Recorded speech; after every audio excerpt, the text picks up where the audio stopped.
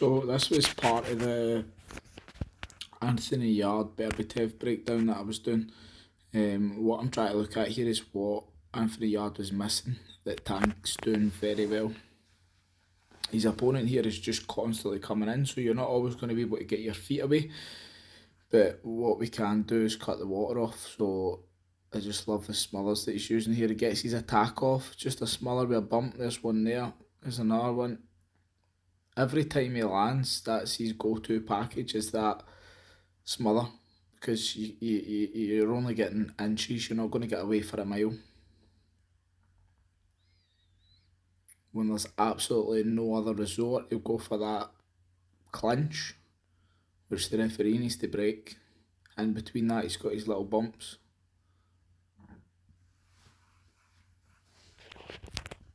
He shoves, he stabs to the body. Again, when he's absolutely stuck, you use that clinch. But this is exactly what Anthony Yard was missing in his fight, which we'll go to in a wee second. Just being able to control the distance with your opponent. And sometimes you can't always get away from a guy with your feet regardless of how big the ring is, so we need to adopt that inside fight mentality, and I think it's a bit of a lost art where a lot of guys start to struggle and feel uncomfortable.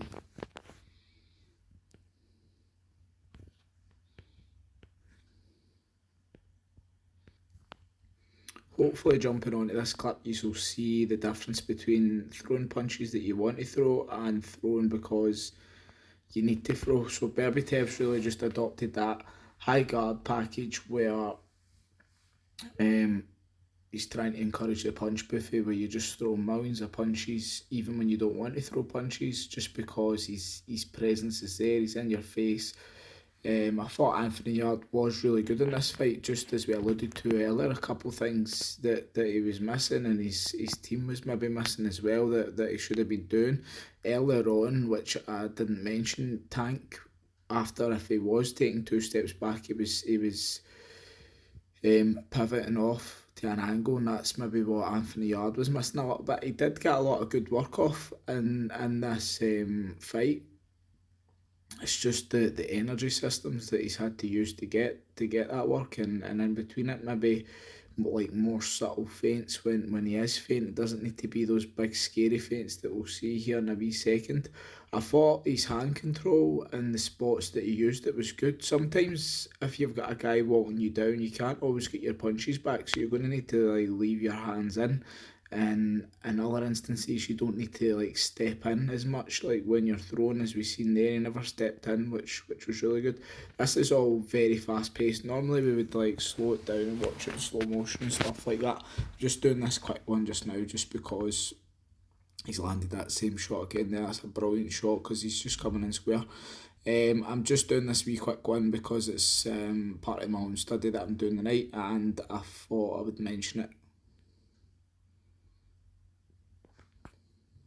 Let's skip on a wee bit.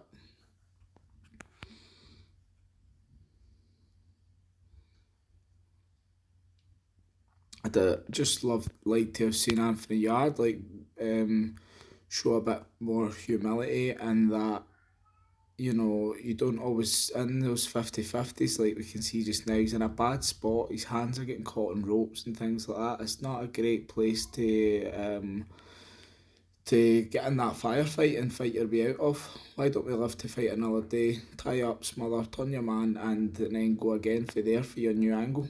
He's honestly landing brilliant work. It's just like the pace he's at is like last quarter pace.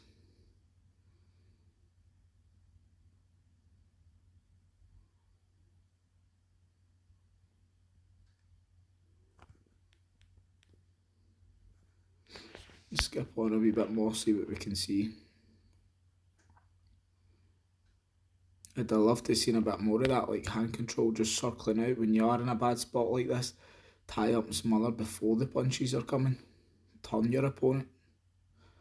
Don't get me wrong, listen, these are high pressure situations, they're hard things to do, but I always have the belief that like you see with the MotoGP racers on the once they're in that pit stop, they're being instructed on exactly what it is they need to do, because like a fighter, when you're in there, and any athlete when you're in there, it's like you're in a washing machine, so you can't quite illustrate things quite the same as your corner can, and you're really only just running off of like autopilot as to what you've been doing in your training, so it's very difficult to like break the mold of how you're set, unless the right relevant information is given. So we seen earlier with Tank, he was landing good shots and smothering. Yard has not really got much substance behind his game, therefore he's having to throw again and again all the time, just because of the high guard package that Berbetev's electing to use.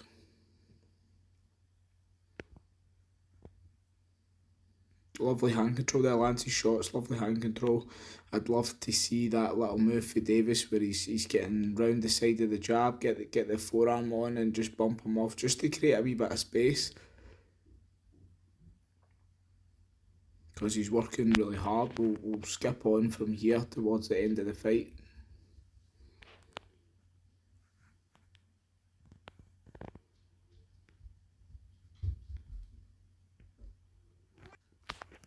For me personally, when I watched this fight, it was like a Eubank senior-esque performance where like he's been hurt, Yard brings it back and he loses it again, he's trying to bring it back, but I just really feel with like the skill set he's got, there was no need for him to like have to like be stuck in these 50-50s. I think as a professional, once you, like when you're preparing for an opponent, you really have a better understanding than an amateur that's getting in there and literally finding out on that kind of day who they're boxing and trying to make quick adjustments and not having a lot of rounds. Like, so for me, I'd like to have seen Yard like first 4 rounds. He didn't need to fight so hard to win them. Right now we're in round 7 and it looks like his energy systems look of the person that's like in round 11 or 12, and it's just because he's been made to work so hard. He's just relying on reactions, heart, and digging deep. But those things can only get you so far, as we can see here. He's just kind of drunk off his own success there. Lands a good shot and then is turned. Doesn't acknowledge that he's turned, and now he's trying to firefight his way out of the corner. Because that's the manly thing to do, isn't it? It's not very manly to tie your opponent up or turn them or be smart about what you're doing. Your ego says that, right, let's stand, let's have a 50-50. And at this point here, I mean, he's absolutely knackered, like, trying to maintain that.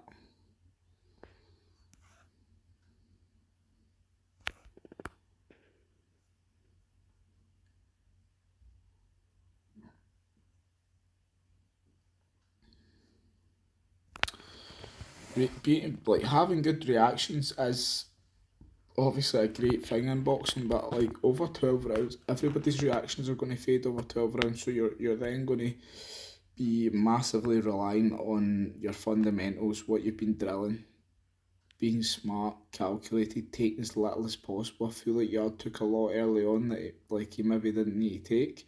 Could have maybe just galloped and sidestepped out and lived to fight another day, just for the early half, and then the 50-50s that he get involved in early, he could have been involved in later on when his energy systems were there, when he's maybe took a wee bit more away from Berbiev and broke his heart a little bit just by nullifying his attacks. This is all great work for Yard, but he's punching because he needs to punch. He's been made to punch. He's not. These are not. This is not like the way that he wants to punch. And as you've seen there, Berbiev has just found holes in what he's doing, because when you punch, if you're being made to punch, what tends to happen, obviously, when your energy systems drop, the punch quality drops as well.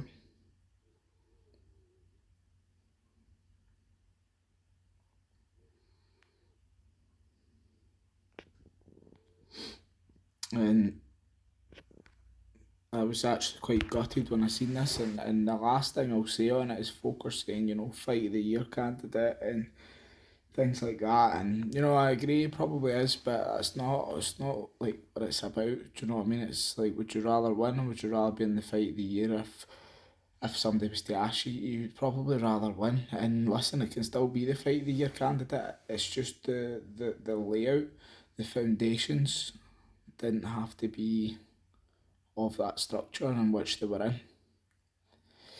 He fought to Berbetev's game plan and done really well in that instance, and in fairness he did hurt him a few times, but it's just to the total wrong tactics. Or in general, I would love to hear like what it is that the corner is saying to their fighter to get a wee insight like in that regard. I mean, did they think that they were going to go in and enter the 50-50s with Berbatov for the start and like blow them away? What was the actual general trail of thought? What was the thinking? What was like um the mindset behind it all? But I'm going to leave it at that anyway. I don't want to bore you too much. No, I'm a bit of a boxing geek, but we're not all like that. Hopefully, you have learned something for that though. Um,